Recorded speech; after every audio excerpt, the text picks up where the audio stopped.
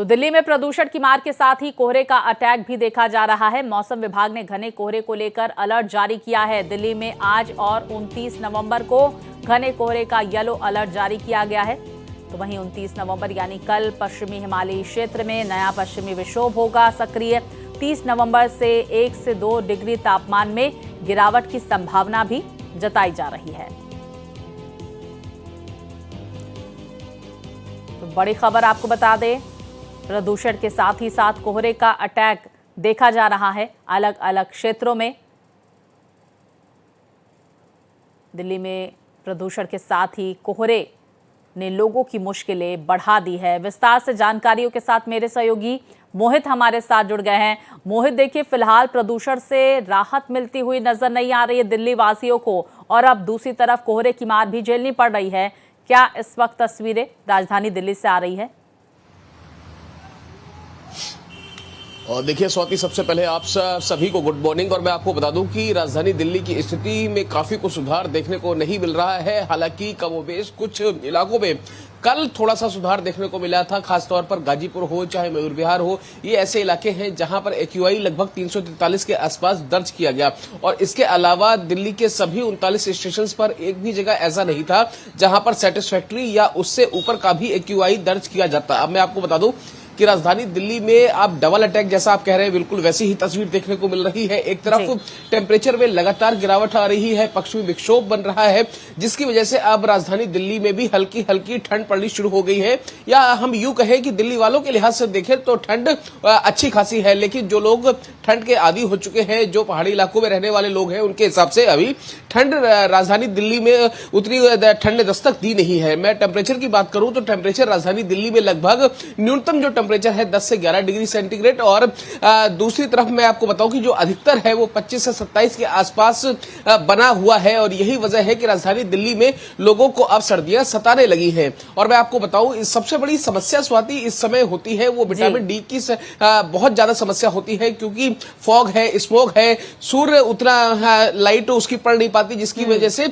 लोगों को इस समय विटामिन डी की भी सबसे ज्यादा डिफिशियंसी का भी सामना करना पड़ रहा है। कल ही इसको लेकर एम्स ने भी एक प्रोटोकॉल जारी किया है। एम्स ने भी बताया है कि किस तरीके से विटामिन डी की कमी से लोग इस समय जूझ रहे हैं। तो आप समझिए यहाँ पर ये कॉकटेल के साथ साथ एक और समस्या बन रही है, विटामिन डी की समस्या हो रही है। लोगों की मुश्किलें, बढ़ती हुई सेहत से संबंधित भी कई चैलेंजेस का सामना करना पड़ रहा है। मोहित, हम आपसे ये भी जानना चाहेंगे, आज सुप्रीम कोर्ट में एक बार फिर से प्रदूषण के मामले पर सुनवाई होने वाली है।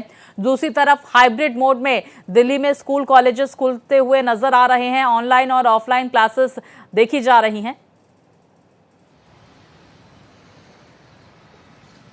देखिए मैं बताऊं आपको, जैसे ही ग्रेड 4 लागू किया गया था उस वक्त हमने देखा था कि दिल्ली में सभी स्कूलों को बंद कर दिया गया था, और खासतौर पर 10-12 के स्कूल कुछ दिनों तक खुले थे, लेकिन बाद में उसको भी बंद कर दिया गया था। यानी कि जो पढ़ाई थी वो ऑनलाइन मोड में कराई जा रही थी। यही वजह है कि अब धीरे धीरे जब पोल्यूशन का स्तर धीरे धीरे सामान्य श्रेणी में आ रहा है, तो राजधानी दिल्ली के स्कूल भी खुलते हुए हमें दिखाई पड़ रहे हैं। लेकिन आने वाली स्थिति में और भी ज्यादा खतरनाक हो सकती है। और स्वाति, एक चीज आपको याद होगी, सुप्रीम कोर्ट ने साफ साफ दिल्ली सरकार को कहा था कि ग्रेड 4 हम लागू तो करवा रहे हैं, लेकिन जब तक हम नहीं कहते हैं तब तक आप उसको अपनी मर्जी से नहीं हटा सकते। तो यानी कि आप समझिए कि कोर्ट भी इस बात को समझता है कि स्थितियां परिस्थितियां कितनी विकट है, गंभीर है, विकराल है। यही वजह है कि ग्रेड 4 कब तक लागू रहेगा, इस पर भी संशय बना हुआ है। और खुद जब तक दिल्ली की स्थिति सामान्य नहीं हो जाती है, पटरी पर नहीं लौट आती है, पॉल्यूशन की स्थिति बेहतर नहीं हो जाती है। और देखिए मुझे ऐसा लग भी नहीं रहा है, मैं आपको बता दूं कि नवंबर का पूरा महीना निकल गया है,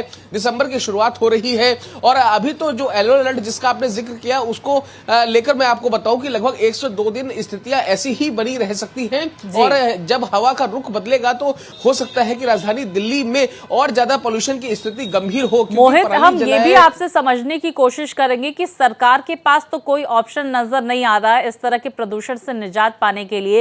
एक्सपर्ट्स क्या कह रहे हैं, कैसे दिल्ली एनसीआर में प्रदूषण के स्तर को कम किया जा सकता है, क्या जानकारियां? देखिए, एक्सपर्ट्स तो ये कह रहे हैं कि पूरी तरीके से आप डीजल वाहनों को प्रतिबंधित कर दीजिए, चाहे वो BS4 हो, 5 हो, 6 हो, या फिर उसके अलावा अगर आप राजधानी दिल्ली में देखो, स्वाति, हमने देखा था कि कोविड के दौरान सबसे ज्यादा राजधानी दिल्ली की हवा क्लीन हो गई थी। उसकी एक ही वजह थी कि दिल्ली की सड़कों से गाड़ियों का जमाव वाला कम हो गया था। तो वही स्थिति बन रही है। अगर राजधानी में दिल्ली में भी ऑड इवन जैसी स्थितियां लागू कर दी जाए, इसके साथ साथ ही कार पूलिंग की व्यवस्था शुरू कर दी जाए, और साथ ही ये कहा जाए कि आपको पब्लिक ट्रांसपोर्ट पर ज्यादा ही फोकस कर रहा है, क्योंकि देखिए, आप खुद के कन्वेंस पर एक घर में लगभग औसतन दिल्ली में 2 गाड़ी है। अगर 2 गाड़ी दिल्ली की सड़कों पर निकलती है तो आप स्थिति समझ लीजिए। यही वजह है कि कार पूलिंग, ऑड इवन जैसे फार्मूलों पर एक्सपर्ट अब विचार करने की सलाह दे रहे हैं। बहुत शुक्रिया आपका मोहित, तमाम जानकारियां हमारे दर्शकों तक पहुंचाने के लिए।